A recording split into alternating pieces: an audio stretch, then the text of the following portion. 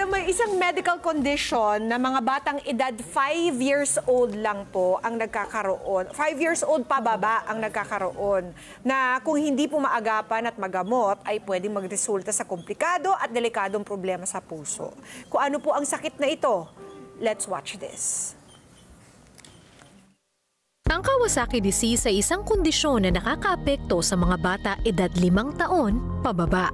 Ito ay nagiging dahilan para mamaga ang blood vessels, partikular ang coronary arteries.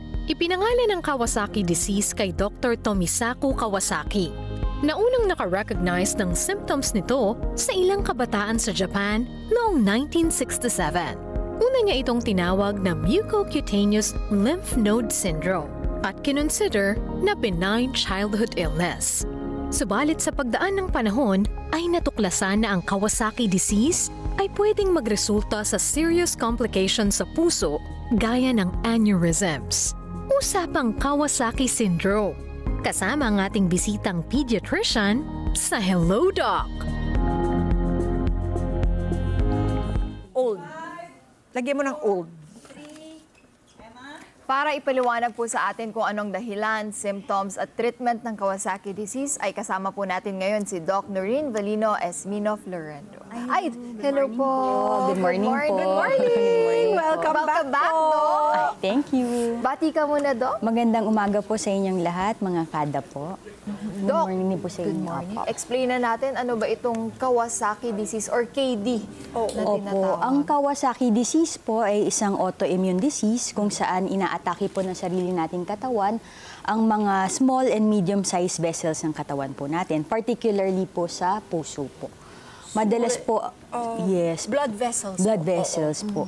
Madalas po ito sa mga less than 5 years old kasi po immature pa po ang immune system natin. So nagmamount po sila ng abnormal immune response po. Okay. Tapos madalas po may genetic predisposition po ang mga Asians, Filipinos, and Japanese po. Ang nakadiscover po nito si Dr. Tomisaku Kawasaki, a general pediatrician sa Japan po, noong 1961. Itong mga pinapakita na photos, Doc, ganyan yung itsura It niya? presents itself this way. Yes, may criteria po tayo sa Kawasaki. Madalas po merong fever of more than 5 days po. Okay. Tapos merong pamamaga ng kamay, pamumula ng kamay. Okay. Pag dry lips po natin, tas strawberry tongue po, parang mapula yung lips po, yung tongue po natin. And then yung mata po natin, mapula din. Opo. Tas minsan po namamaga po yung lymph nodes natin at may rashes po nakasama. So yun po yung criteria natin for Kawasaki. Ano siya? Pula, buong katawan? kamay? So, parang siyang pachi-pachi. Yes, opo. Tapos Kasi mapapansin nyo, parang minsan magayang isang kamay.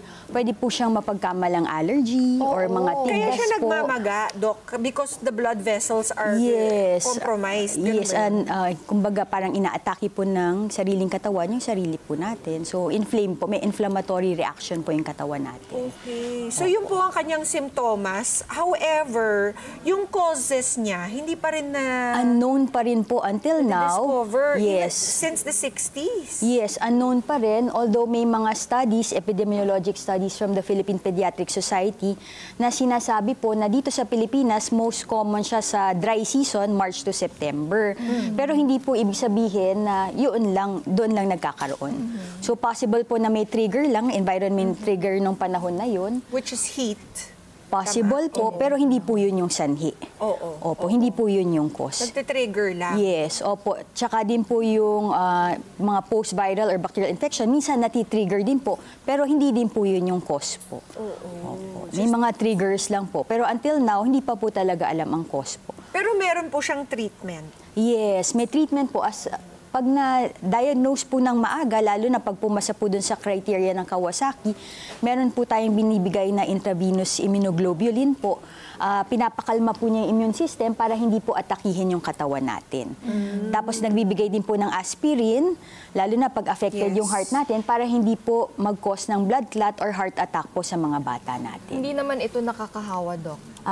Kawasaki disease is not contagious po. Although hindi siya contagious or hindi siya nakakahawa, seryoso pa rin po kasi may mga komplikasyon po, lalo na sa puso po ng mga bata. Possible mag-cause po ng ballooning ng vessel natin sa puso, pwede po mag-aneurysm at mag-cause ng heart attack po sa bata. So, hindi pala dapat na i-self-diagnose ito as an allergy. Yes, Because it's, basta po may fever po fatal. opo, pa-check na po agad. Basta po. may fever of more than 5 days. Yes. Okay. Bakit po this is more common sa males than females? Meron pong genetic predisposition, more common siya, pero until now, hindi pa rin natin sigurado bakit po. No? So, limited po ang data or studies natin about it. Okay. Meron po tayong makakasama ditong isang nanay. Siya po ay si Nanay Elrin Agkawili. Opo. Na noong April 2025, na-diagnose po ang 1 year and 6-month-old baby niyang si Haven with Kawasaki disease. Opo. Kaya i-welcome po natin siya, Nanay Elrin. Nandyan po ba kayo? Magandang umaga po. Hello, magandang umaga mga kada. Kamusta Thank you for kayo, having me. Nanay Elrin? Mabuti naman po. Okay naman po. Salamat. Si Haven po, kamusta naman? Ayun, okay naman po sa ngayon. Tulog po siya. Pinatulog po nung husband ko kasi nga meron pa akong online guesting ngayon. May interview si Mami, tulog ka muna. Kamusta naman ang Oo, kanyang kasi, kalusugan, Mami? Ayun po, actually nung nakikita ko po yung mga pictures niya sa screen, naiiyak pa rin po ako kasi parang naaalala ko pa po yung mga pinagdaanan namin. Napakasariwa pa po kasi ilang buwan pa po yung nakakaraan. So, napakalaki po talaga ng pasasalamat namin na okay na si baby ngayon, napakasigla na ulit, naglilikot na ulit. So, akala po namin talaga parang wala pa po kasi akong idea dati kung ano yung Kawasaki disease kasi normally parang pag sinabi mo Kawasaki parang motor lang yung alam mo, di ba? Kaya sabi namin, ha?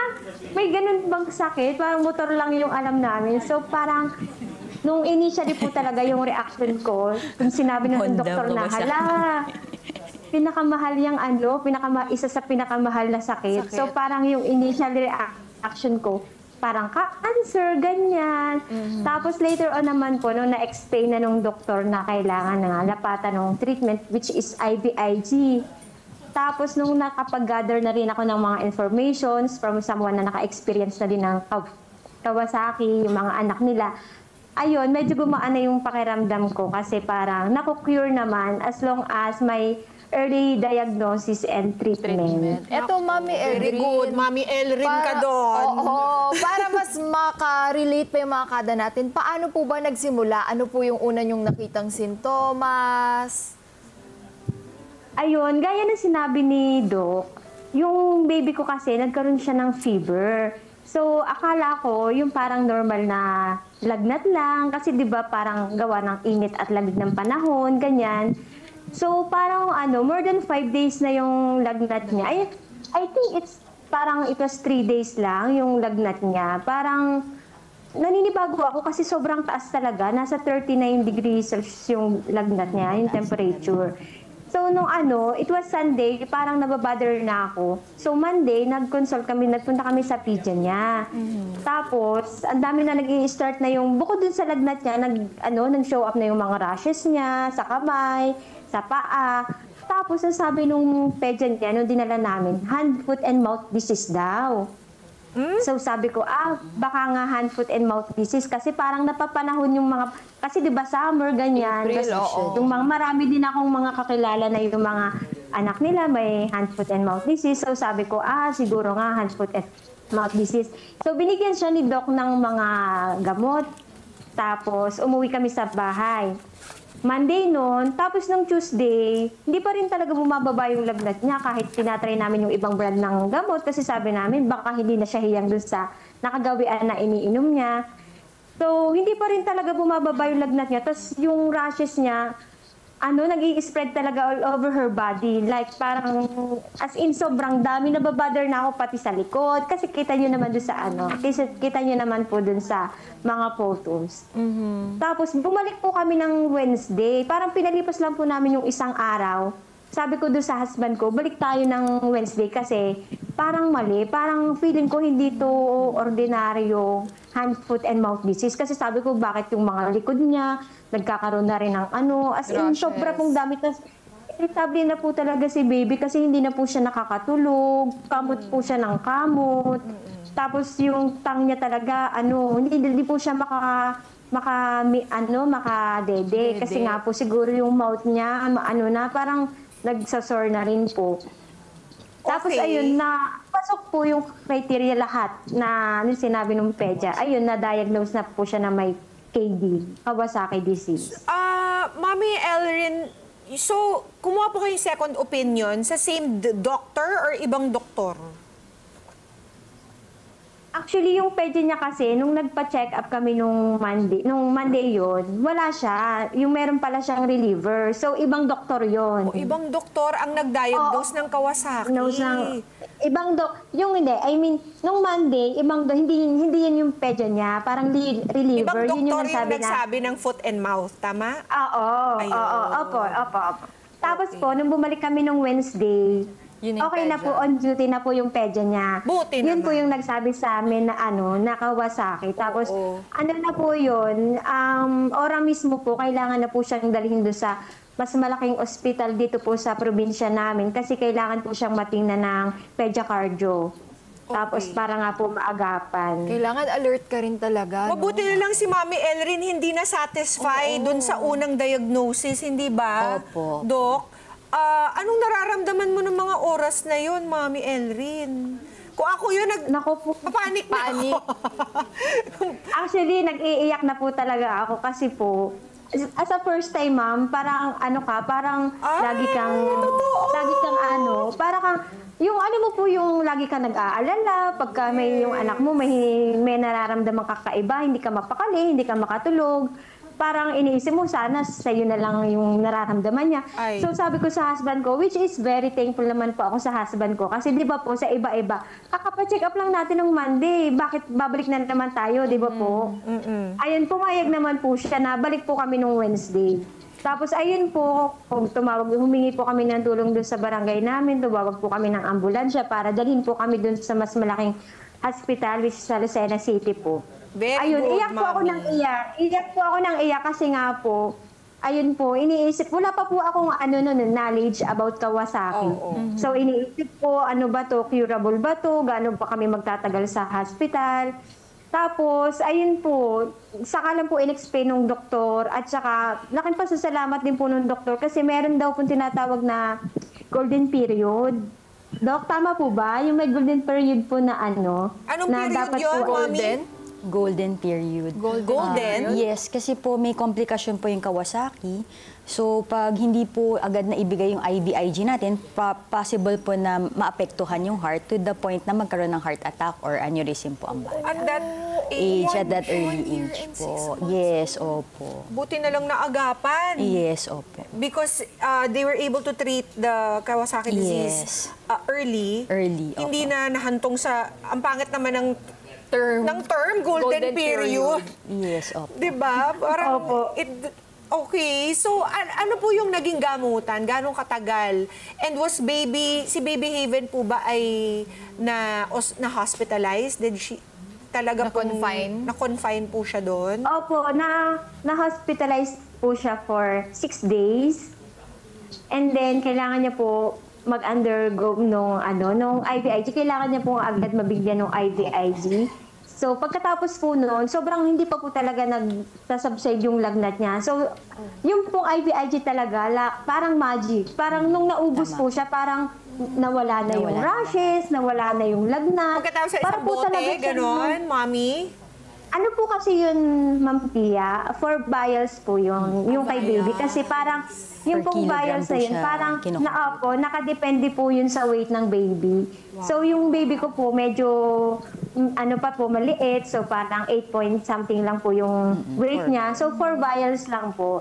Kaya nga po sabi ko, hindi ko ba, parang kailangan ko bang ipagpasalamat na medyo magaan yung baby ko kasi sobrang mahal po talaga ng IVIG as in, Opo. Magkano Isang isang vial. vial? Pwede malaman magkano per vial, Mami? isang vial po is 17,500. So, yung 4 vials po is 70,000. Tama po. Wala pa dun yung ibang kailangan mong gastusin, like the Yes. hospital bill and all. Opo, wala pa po yung professional 2 gram ng per doctors, kilogram yung po mga kasi. lab tests. Nako, so after 6 days na discharge na po si baby at ibang-iba na po yung kanyang disposition. After, pagkatapos po nung IVIG, nag-okay na po yung, kasi po parang, how many hours nga po, Dok? Medyo nalimutan ko na kung 36 po ba or 48 hours yung kailangan na monitoring pagkatapos ng IVIG. Usually, infusion ng IVIG is over 1 to 2 hours, 3 to 4, and then 10 to 12 hours. Tapos after nun, mamonitor ka for 48 hours if mag-fever ka Ayun, ulit. Pag nag-fever ulit, possible na magbigay ulit ng IVIG. Pag hindi gumana. Ayun yung talagang pinagdarasal po namin na Pag umulit-ulit din yung gastos po kasi pag naglagnat po after ng 48 hours. Yes.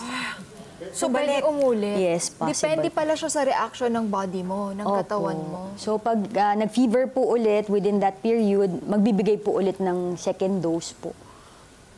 Naku, napakahirap naman pala nun, Mami Elrin. Saan po kayo humingi ng tulong? Diba? Actually, Nakakalagnat din yung hospital bill. Kaya pasalamat na lang po talaga kahit paano may nasisave sa mga ganong mga emergency. Kasi po, yung ayun, kailangan po agad-agad. Di ba po kunyari, binigay po sa amin ng doktor yung prescription ng gabi, 10 in the evening po. Tapos kailangan po, the next day, 9 a.m., nabili na po namin. Kailangan po cash. Kasi kami po yung kumontak sa MedRep. Kami po mismo yung bumili kasi pinadeliver po namin. So, kailangan po talaga pag mga ganong sakit, may hawak ka po talagang pera kasi hindi po siya pwedeng bukas o sa isang araw kasi hahanap ka po ng pera. Dapat agad-agad Kasi po parang, agad-agad. opo, kailangan po talaga agad-agad kasi meron po siyang period na Yun yung golden hinahabol eh. Pag ganito, Doc, tanong ko lang, Mami, si Doc ha, pag ganun, Doc, halimbawa, umokay na si Baby Haven, Yes pwede po. pang bumalik ulit yun? Possible po na magkaroon ulit.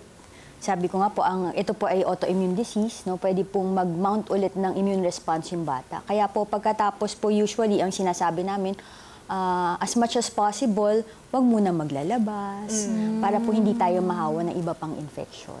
So, Kasi pero nasa kailangan hyperdrive po immune system natin. Opo. So, anong ginagawa niyo, Mami? Sa bahay lang po ba kayo?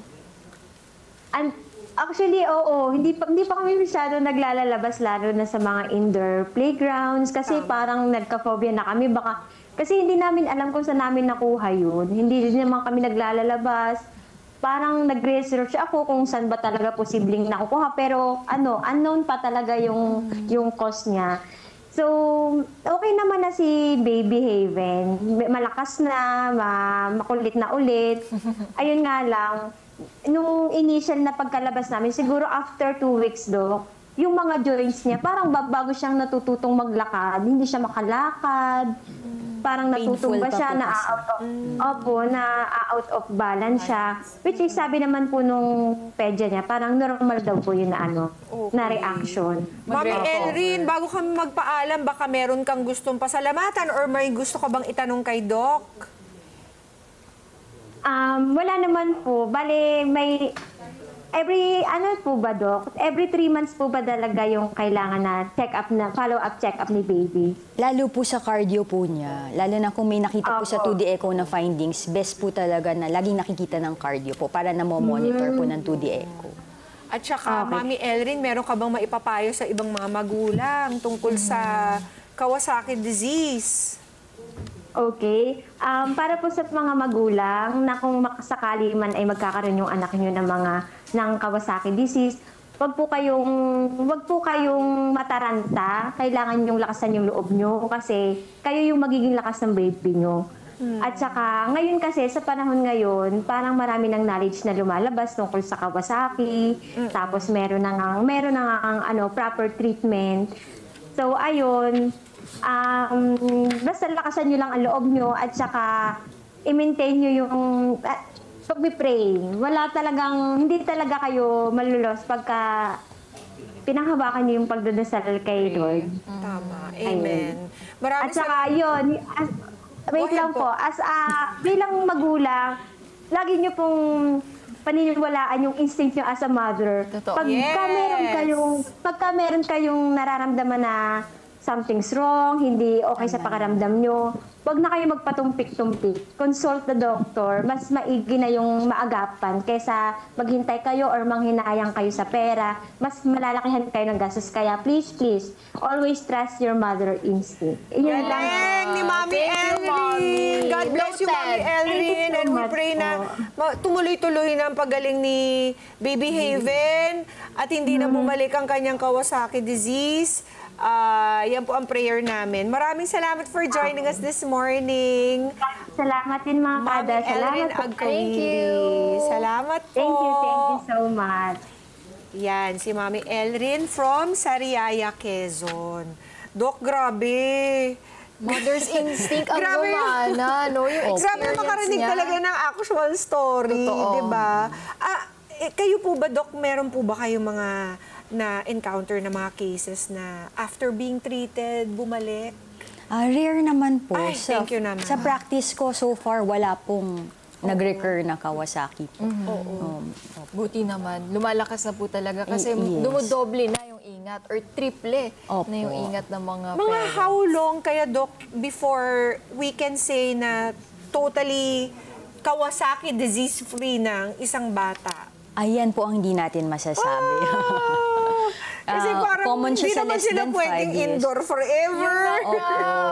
Diba? Usually naman po nagmamature naman po yung immune system natin. No? So, pag mga 5 pataas po, mas capable na po mag-mount ng normal immune response ang katawan. Oo nga So, less pala. likely na po na magkaroon ng Diba, Kawasaki.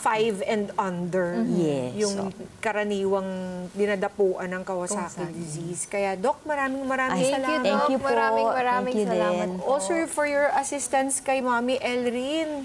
'Di ba? And para po sa mga kada natin na nais po kayong i-consult, please remind them again, Doc, kung saan po kayo pwedeng Yes, contact. opo. Meron po akong FB page, Esmino Clinic. May branches po kami sa Batasan, sa Montalban, and sa Quezon City po. And sa San Mateo Medical Center po. Pwede po ba akong bumati sa nephew ko? Yes, Doc, of course. Happy birthday sa nephew ko, si Gael Esmino. Birthday niya today. 14 years old na siya. Happy birthday! Thank you And po. thank you so much, Doc. Maraming salamat sa thank you inyong po. tulong. Dami na naman Doc natin Doreen. natutunan ngayon. Mga kada, ang sakit po ng Kawasaki disease, bagamat nagagamot, ay hindi po dapat ipagsawalang bahala. Kapag nakita na po ang mga sintomas nito, agad na pong magpakonsulta sa doktor para maagapan at maiwasan ang komplikasyon. Let's get together. Sunday 25. Sunday 25.